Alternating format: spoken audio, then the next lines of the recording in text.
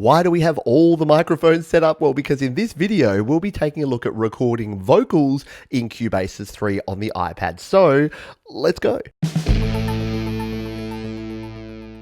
Hi, my name is Pete and welcome back to the fifth video in my series here on Studio Live today, all about Cubasis 3. We've taken a first look, we've seen what I've learned after 24 hours, we've looked at guitars, we've looked at MIDI keys, and now it is time to look at some vocals. So that's why I've got my microphone set up here. This is my Audio Technica AT2020. I'm going to be plugging this into my iPad and recording some vocals right here in Cubasis. So let's get cracking. So here we are all set up, ready to record. We've got our Audio Technica AT2020 microphone plugged in to the Steinberg UR22C, that going into the 10 DAC powered USB hub, and then into our multi-port adapter into our iPad. And if you want to check out any of the gear that I use and recommend in these videos, head on over to studiolivetoday.com/gear or check the description for more info. So let's get ourselves set up to record here in Cubasis 3. Now, if you caught the MIDI keyboard episode, I recorded these 4 tracks, but I'm not actually in love with them, so we're just going to delete these out for the purpose of this video to keep things nice and clean. So we've just got our drums, our bass, and our guitar, and at the moment if we play these, they sound a little bit like this. So what I'm going to do is I'm just going to record in this first verse of this song, and then we're going to do a little bit of overdubbing, some multi-track recording, just to show you how quick and easy it is to start recording. Now, these are tracks that I've brought in from GarageBand that are part of my new song called 1% that I'm working on at the moment. Let's now add in a track to get recording. So what we need to do is tap the add to track button down the bottom here.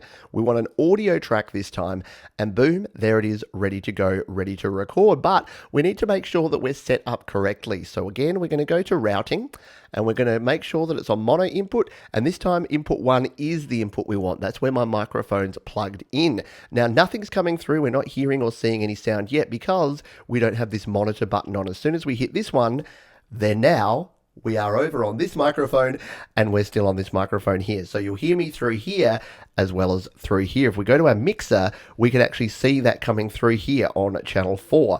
So if I do a quick test run, I'll turn down this mic and just do a quick test to make sure that our gain levels on our recording mic are going to be okay. When you open your eyes up to the sky above and you see the world. Okay, pretty cool. Yeah, we are good to go. So our recording levels there are between 50 and 75%. If they're getting up to the 80, 90 and even clipping, where you're getting a red light there, you want to turn down on your audio interface. So the dial on your actual audio interface. If you're using USB mic or another sort of mic, it'll be slightly different. And once again, there's a heap of videos about setting up and recording using microphones into your iPad or iPhone you can check out after this one. But for now, why don't we hit record and record in a take on this microphone and see how we go. When you open your eyes up to the sky above and you see the world, there is nothing that you can do but close your eyes again. There you go, that is recorded in. Let's just turn off the monitoring, so we're only getting one of me coming through here. And if we listen back to this now, we can now just tweak our mix here and make sure our vocals are at the right level. So let's hit play on that one. When you open your eyes up to the sky above and you see the world, there. Now, the quality of that is fine, yeah, it's coming through all good, but there's absolutely zero processing on this track so far. So this is one thing that I'm kind of getting used to. When I use GarageBand, I just throw a preset on there, a lead vocal preset, and it throws a compressor, some reverb, some delay, some overdrive. Whereas that's not the case here. There are different sort of presets and templates we can set up. But of course, if we want to just start adding some effects, we can come in here. We've already got our studio EQ that we can just turn on there and our channel strip here. So if we jump into the channel strip, we can start actually tweaking our sound here. So if we want to add a little compression, we can turn up the ratio of our compression, and then we can start adjusting the attack, the release, and our threshold. So why don't we just do that? I've never used this before. Let's just see if we can boost up this vocal in the mix using the compressor here on our channel strip. When you open your eyes up to the sky above and you see the world, there is nothing that you close your eyes again. So you can see there that very quickly we can just dial in some basic compression on here. Now we can use the noise gate, we can use the saturator, the high cut filter, we can play around with that too. But then of course we can add in any other effects. So what if we want some sort of reverb effect? Let's come in here to the internal effects and add a little reverb to this one. And now if we come back to the start here, we can start playing around with these reverb settings and start getting this sounding the way we want it. When you open your eyes up to the sky above and you see the world, there is nothing that you can do but close your eyes again. So it's actually really quick to create a custom sound. And what of course we can do, and I'll do in future, is save in some vocal settings so we can bring these back up as our vocal chain in future. I'm still experimenting, so I'm not there yet. Now you might be thinking, well, what if I want to record through those effects as opposed to actually just recording it clean and then adding effects afterwards? Well, no problem. In fact, what we're going to do is if I duplicate this track, there you go, it's kept the audio here, but if we don't want the audio, we can just remove that audio there, but it's actually kept in all of the different track settings here. So this time around, if I'm recording, it's actually going to monitor and record through with these effect settings already engaged, or at least I hope it is, because that's what I'm assuming. I've actually never tried this before. So let's now hit record on this one and record another take. We'll mute out our original vocal take, we'll record a second take, but this time we'll have the effects going as we're recording. When you open your eyes up to the sky above and you see the world, there is nothing that you can do but close your eyes again. Okay, I actually think that was a little better, because having that reverb or a little delay or a little something in your headphones can sometimes actually help you pitch your notes a little bit better. So let's just take a listen. We'll solo this and take a listen to this track again. Sounds like this. When you open your eyes up to the sky above and you see the world, there is nothing. Pretty cool. And if we wanted to, we could then do a trick that I use with vocals all the time, which is a vocal double. So if we bring this vocal back into the mix, but come to our mixer and turn that vocal down, so we'll just have a little bit of that vocal. What we'll do is we'll blend it in to the original vocal and get a nice vocal double going on here. Let's try this now.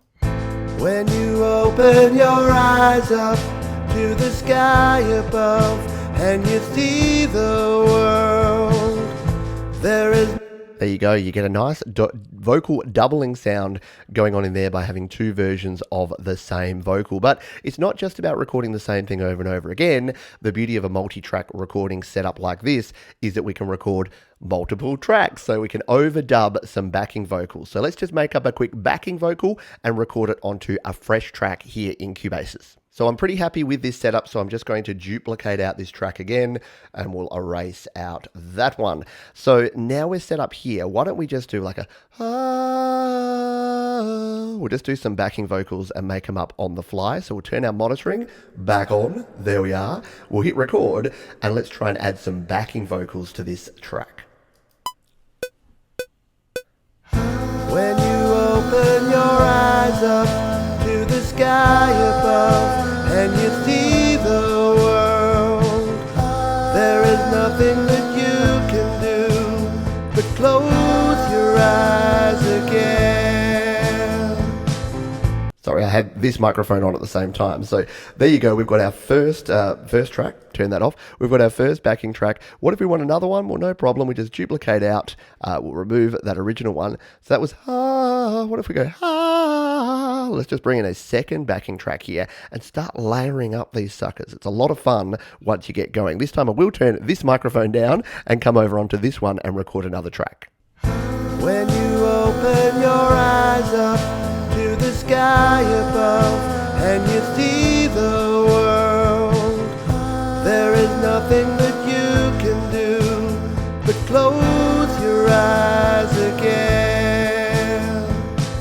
There you go, and oops, the higher notes came in a bit louder, but that's okay. We can adjust that. We can change our volumes of that. So let's come into our mixer here. And why don't we just solo? So we can use the buttons over here. We can solo out just these 4 tracks. So these are just our vocal tracks. We know our backing tracks want to be a bit lower, and this one's probably going to want to be lower than that one. And then we can just adjust some panning. So why don't we pan our lower harmony to the left using our pan widget here, and our higher harmony to the right. Now that's a very rough mix, but let's just come back to the start. And here it is, a cappella Pete here in Cubasis. When you open your eyes up to the sky above and you see the world, there is nothing that you can do but close your eyes again. Pretty cool, yeah? Very easy to start layering up and getting some cool sounds here in Cubasis. I've only been using it for just over 3 days, and yeah, I'm already finding that it's really easy to get some really cool sounds and a lot of flexibility in the recording, and not as daunting and overwhelming as I first thought that it may be. So there's a lot more we can explore with vocals, but I wanted to give you a very quick demo here. Let's just come back and listen to what we've been able to put together here with all of these tracks together in just a few minutes here in Cubasis. When you open your eyes up to the sky above and you see the world, there is nothing that you can do but close your eyes again. And you can see there that I have started clipping on my master bus, so it's very easy to start putting too many tracks in. Once you start layering up tracks, you need to be very careful. Start bringing your track volumes down, and of course you do have a master fader, so you can bring your master fader down as well. There you go, that is going to do it. Vocal recording here in Cubasis 3, pretty simple, pretty powerful, so much more to explore, but we've got started with this now. There are 2 more videos that you can check out, linked right down below, as well as catching up on the entire series of Cubasis 3 videos here on the channel. Thanks again for watching. Happy creating. I'll see you next time.